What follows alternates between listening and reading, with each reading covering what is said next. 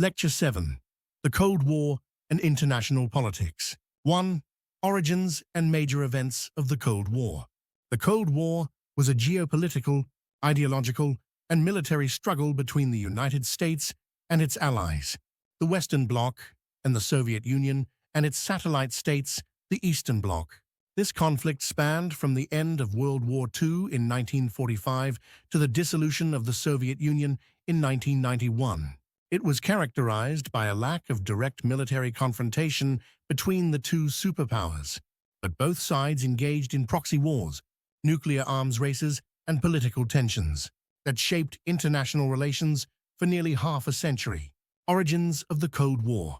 The origins of the Cold War can be traced to the differing ideologies and interests of the United States and the Soviet Union, which emerged after World War II.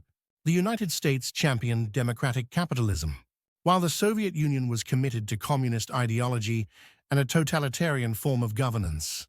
These two powers emerged as the dominant military and economic forces after WO2, but their goals were fundamentally at odds.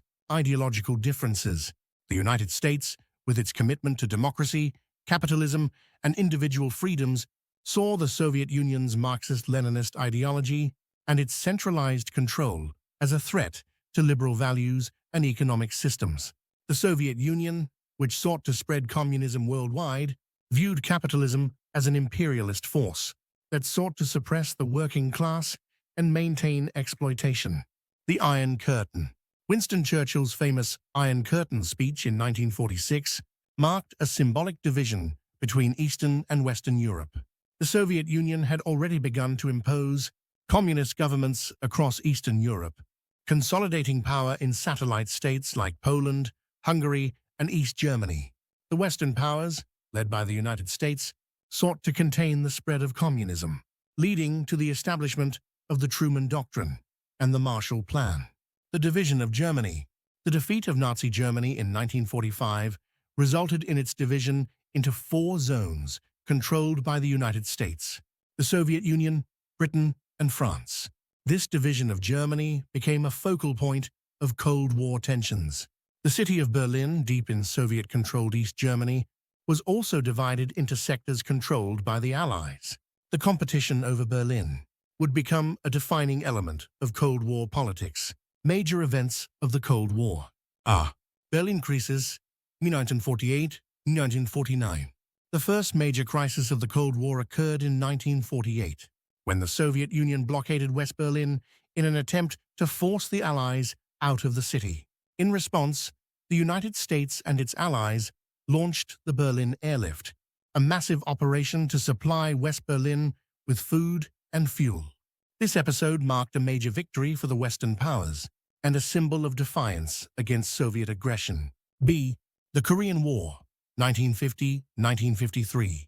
In 1950, the Korean Peninsula became a battleground in the Cold War, when North Korean Communist forces, supported by China and the Soviet Union, invaded South Korea. The United States, leading a UN coalition, intervened to prevent the spread of communism. The war ended in a stalemate, with the Korean Peninsula remaining divided along the 38th parallel, solidifying the Cold War's global reach. Cuban Missile Crisis, 1962. One of the most dangerous confrontations of the Cold War occurred in 1962, when the Soviet Union secretly installed nuclear missiles in Cuba, just 90 miles from the U.S. coast. The United States discovered the missiles, leading to a 13-day standoff between the two superpowers. The crisis ended when the Soviet Union agreed to remove the missiles, in exchange for a U.S. promise not to invade Cuba and the secret removal of U.S. missiles from Turkey.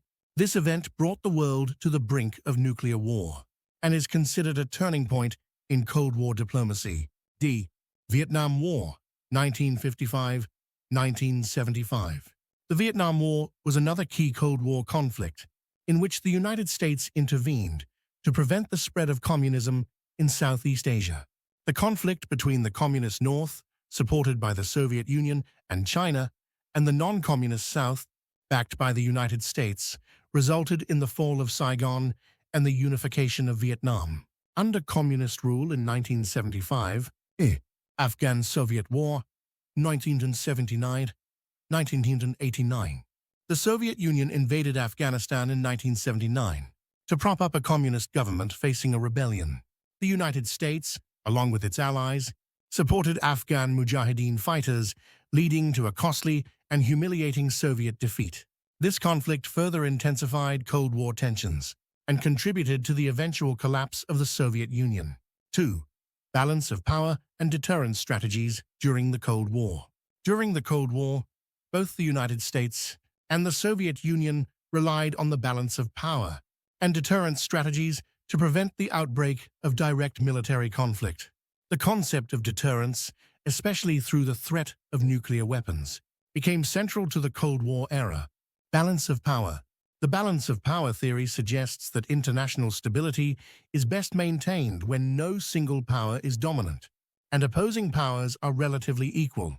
The Cold War exemplified this theory, with the United States and the Soviet Union competing for global influence, but maintaining a delicate balance through mutual deterrence. Nuclear deterrence. Both superpowers developed large arsenals of nuclear weapons as a deterrent against direct military confrontation. The threat of mutually assured destruction. MAD ensured that neither side would risk an all-out war, knowing that it would result in the annihilation of both powers. The arms race. The Cold War saw an unprecedented arms race, particularly in nuclear weapons. The United States and the Soviet Union both stockpiled thousands of nuclear warheads and developed new technologies, including intercontinental ballistic missiles (ICBMs), to enhance their deterrence capabilities. Proxy wars. Rather than engaging in direct conflict, the United States and the Soviet Union often fought through proxies in various regions around the world, including in Asia, Africa, and Latin America. These proxy wars allowed both sides to support their ideological allies, while avoiding full-scale war. The Cuban Missile Crisis. The Cuban Missile Crisis highlighted the importance of communication and diplomacy in maintaining the balance of power. Both superpowers, despite their ideological differences, recognized the catastrophic potential of nuclear war and worked to defuse the crisis. Deterrence through alliances.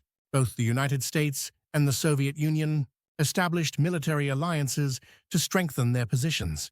The North Atlantic Treaty Organization (NATO), led by the U.S., was created in 1949 as a collective defense pact among Western nations. In contrast, the Soviet Union formed the Warsaw Pact in 1955 as a military alliance with its Eastern Bloc states. Deterrence strategies. Deterrence strategies, especially during the Cold War, relied on the belief that the threat of overwhelming retaliation would prevent either superpower from attacking the other. Mutually assured destruction (MAD). This doctrine was central to Cold War deterrence. The premise was that if either the United States or the Soviet Union launched a nuclear strike, the other would respond with a devastating counterattack, ensuring both powers' destruction. Flexible response. The United States adopted the flexible response strategy in the 1960s, which aimed to provide a range of military responses to Soviet aggression, from conventional forces to nuclear weapons. This was designed to prevent a situation where the United States would be forced into using nuclear weapons as a first resort. Détente. In the 1970s, the United States and the Soviet Union entered a period of détente, during which both sides sought to ease tensions and reduce the risk of nuclear war through arms control agreements such as the Strategic Arms Limitation Talks SALT and the Anti-Ballistic Missile (ABM) Treaty. 3. The end of the Cold War and shifts in the international order. The end of the Cold War was marked by a series of events that brought about the collapse of the Soviet Union and the dissolution of the Eastern Bloc. These events fundamentally shifted the international order and had lasting effects on global politics. Factors leading to the end of the Cold War. Economic strain on the Soviet Union. By the 1980s, the Soviet economy was severely strained due to inefficient central planning, military overextension, and the costs of maintaining the arms race. The collapse of the Soviet economy, combined with internal political unrest, made it increasingly difficult for the Soviet Union to compete with the United States. Mikhail Gorbachev's reforms. Mikhail Gorbachev became the leader of the Soviet Union in 1985 and introduced reforms aimed at addressing economic stagnation. His policies of glasnost openness and perestroika restructuring sought to increase political transparency and economic flexibility. While these reforms were intended to save communism, they inadvertently led to greater demands for political change and national independence within Soviet republics. The fall of the Berlin Wall, 1989. One of the most symbolic events of the end of the Cold War was the fall of the Berlin Wall in November 1989. The collapse of this physical and ideological barrier between East and West Germany marked the beginning of the end for the Soviet Union's control over Eastern Europe. The event also paved the way for the reunification of Germany in 1990.